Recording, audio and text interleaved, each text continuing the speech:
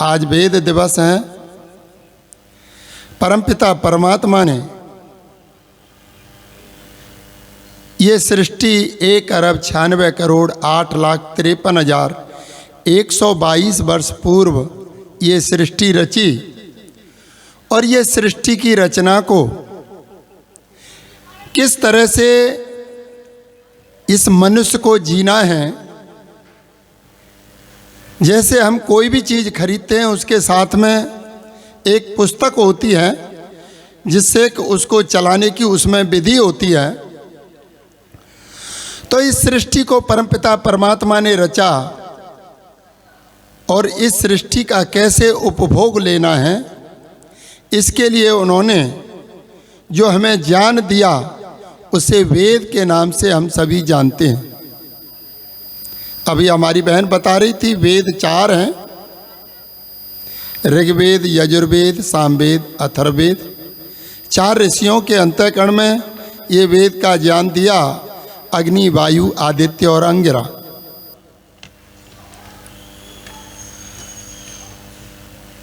और चारों वेदों में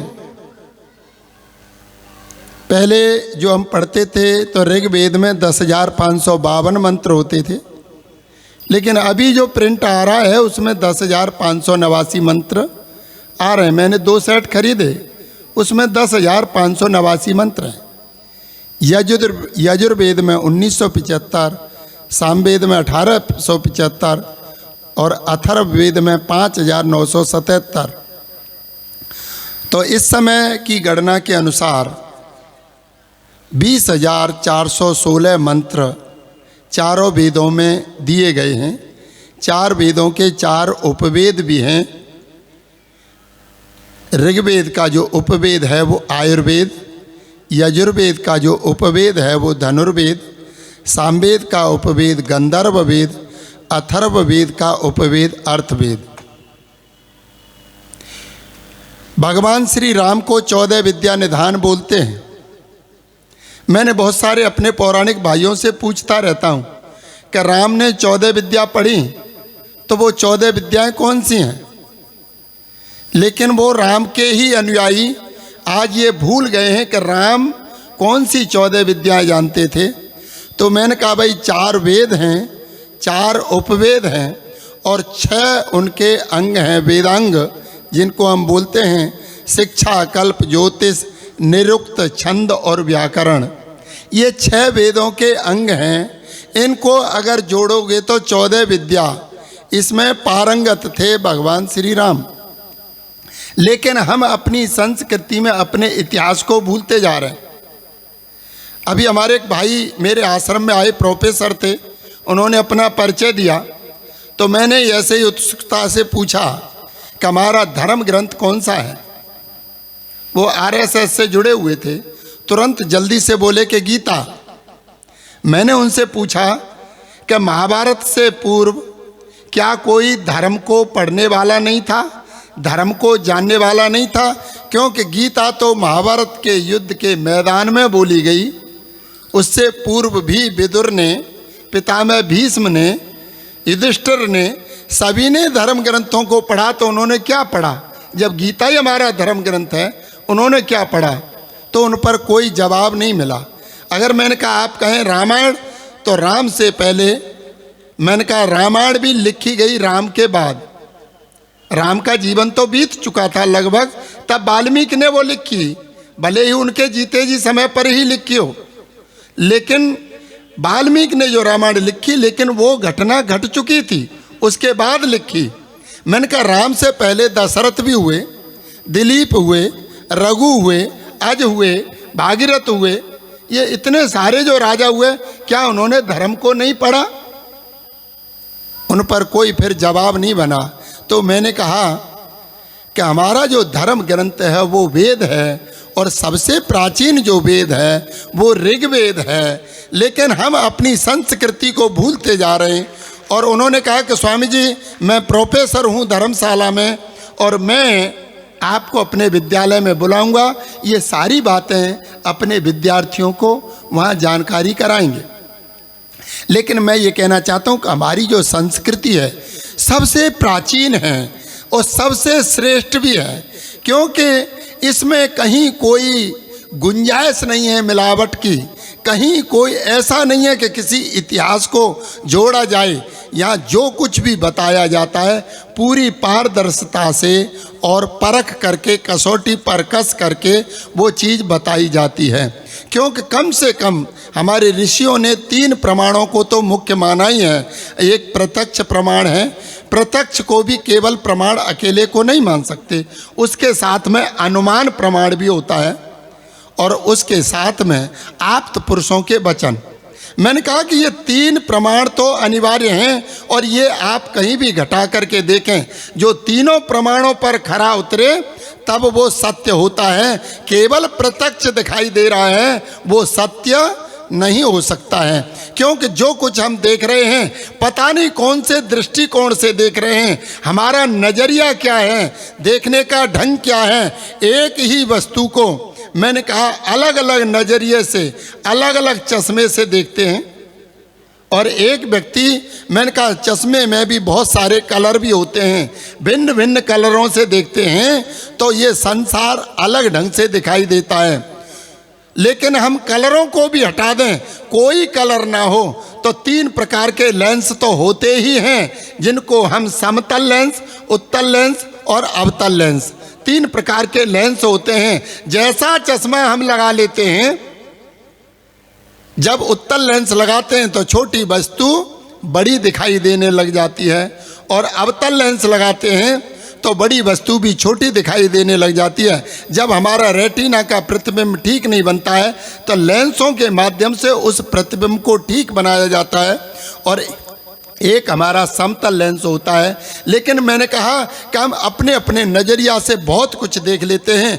कहीं कोई चित्र इतना सुंदर बना हुआ है कि जिसे देख करके लगता है साक्षात अग्नि ही जल रही है, लेकिन ये प्रत्यक्ष प्रमाण है। फोटो इतना जागरूक जैसा लगता है, लेकिन जब वहाँ जा कर के देखते हैं तो ऊष्मा नहीं मिल रही, गर्मी नहीं मिल रही, उसे छू करके देख रहे हैं तो हाथ को नहीं जला रहा, तो वो पता चलता है कि ये प्रत्यक्ष प्रमाण भी अधूरा है। जो कुछ हम देख रहे हैं वो पूरा पूरा नहीं देख रहे हैं, तो अनुमान प्रमाण की कसौटी पर कसते हैं। जहाँ जहाँ धूम्र होता है वहाँ वहाँ अग्नि होती है। फोटो में हम देख रहे हैं लेकिन धूम्र तो उठता हुआ नजर दिख रहा है, क्योंकि फोटो इस ढंग से बनाया हुआ है। लेकिन जब नज़दीक जा कर के देखते हैं तो वो धुआं ऊपर को जाता हुआ नज़र नहीं आता है। तो हम अपने जीवन में ये कसौटी कसते हैं कि धूम्र उठ रहा है तो ऊपर को क्यों नहीं जा रहा है, अनुमान प्रमाण पर फेल हो जाता है, तो फिर हम उसको स्वीकार नहीं करते। और कई बार अनुमान पर भी जब आ जाए फिर ऋषियों के जो वचन हैं उस कसौटी पर भी कसते हैं तो पता चलता है कि ये प्रमाण जो है कितना सार्थक है, क्योंकि ऋषियों ने उन चीज़ों को शोध करके हमारे सामने पेश किया है। तो मैंने कहा एक संविधान परमपिता परमात्मा ने हमको दिया था वेद के माध्यम से। वेद को अगर हम सरल शब्दों में समझें तो वेदना को सभी समझते हैं, वेदना दुख को, पीड़ा को, कष्ट को कहते हैं।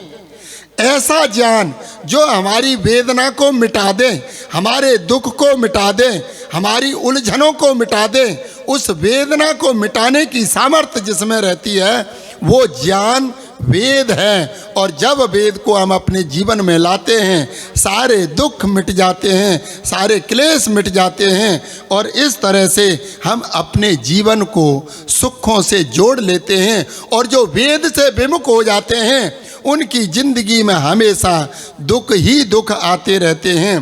तो वेद के 4 अर्थ निकलते हैं। तो इसमें वेद जाने, वेद लाभे, वेद विचारणे और वेद सत्तायाम, ये 4 वेद के अर्थ निकलते हैं। वेद की जो सत्ता है वो हमेशा से थी, हमेशा है और हमेशा रहेगी।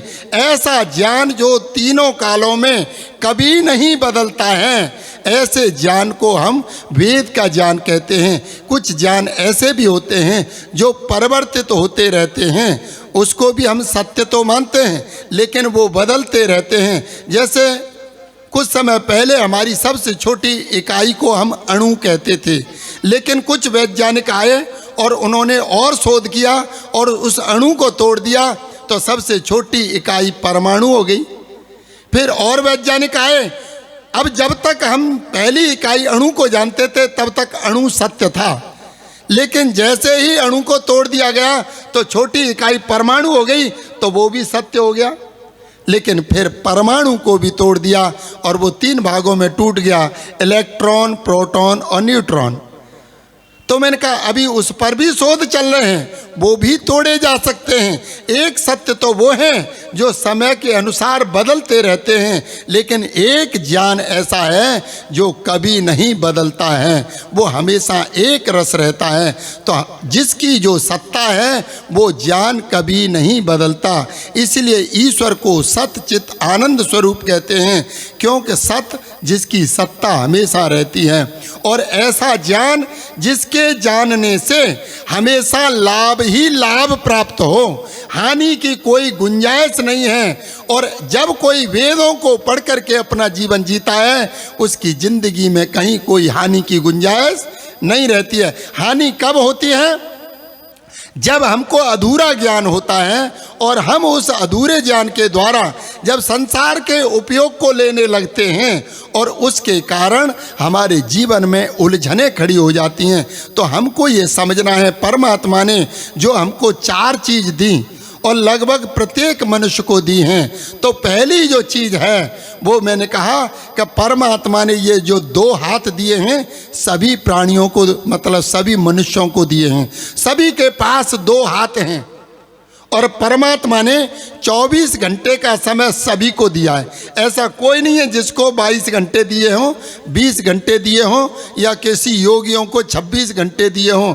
24 घंटे सभी को दिए हैं, 2 हाथ करने को दिए हैं। और सभी को कुछ अधिकता के साथ में बुद्धि भी सबको दी है। लेकिन मैंने कहा हम 3 चीज़ों का उपयोग पूरा लेते हैं और वो 3 चीज़ों का उपयोग लेने के बाद भी एक चीज़ ऐसी महत्वपूर्ण है, अगर उसका उपयोग नहीं लेते तो सारी मेहनत पर पानी फिर जाता है।